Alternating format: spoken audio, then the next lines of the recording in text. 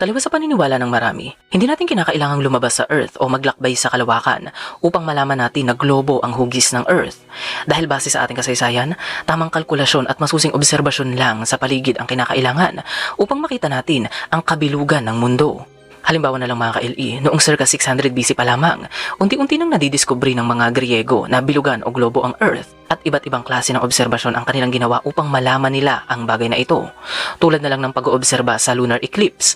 Kapag nangyayari ang astronomical event na ito, saglit na nagkakaroon ng alignment ang araw, Earth at ang buwan. Sa puntong ito, ang Earth ay panandali ang dumadaan sa pagitan ng araw at ng buwan, dahilan upang tumama ang anino nito sa buwan at matanaw ito ng mga Greek astronomers. Ngayon mga ka-LE, napansin nila na laging bilog ang hugis ng anino ng Earth at hindi nawawala ang kurba sa anino nito kahit nagbabago ang posisyon ng araw. Base sa consistency ng hugis ng anino ng Earth na kanilang natatanaw sa buwan, nalaman nila na bilog ang ating mundo. Ngayon mga ka-LE, nakamangha rin ang obserbasyong ginawa ni Eratosthenes sa Egypt noong circa 240 BC. Habang nangyayari ang summer solstice, inobserbahan niya ang anggulo ng sinag ng araw sa dalawang magkalayong syudad sa Egypt. Tanghaling tapat noong inobserbahan ni Eratosthenes ang anino ng mga poste sa katimugang bahagi ng Egypt sa sinaunang syudad na kung tawagin ay Sayin.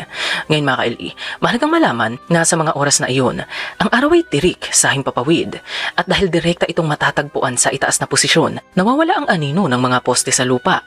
Ang pangyayaring ito mga ka-LE ay tinatawag natin ngayon na lahay na nun.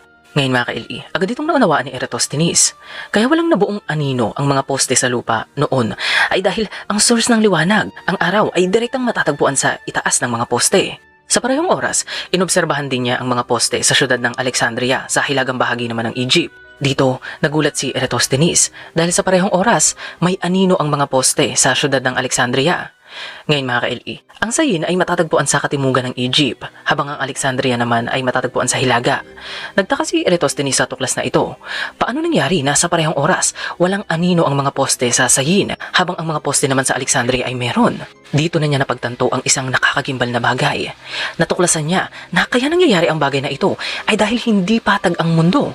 Natuklasan ni Eratosthenes ang hindi basta napapansin ng mga normal na tao, at ito ay ang curvature o kurbada ng planet Earth. Ngayon mga ka-LE, gamit ang obserbasyong ito, nagawang kalkulahin ni Eratosthenes ang circumference ng Earth. Sa kanyang kalkulasyon, ang circumference ng Earth ay aabot sa 252,000 na stadia. Ngayon mga ka-LE, hindi nagkakasundo ang mga eksperto kung gaano kalaki ang stadia bilang isang unit of measurement.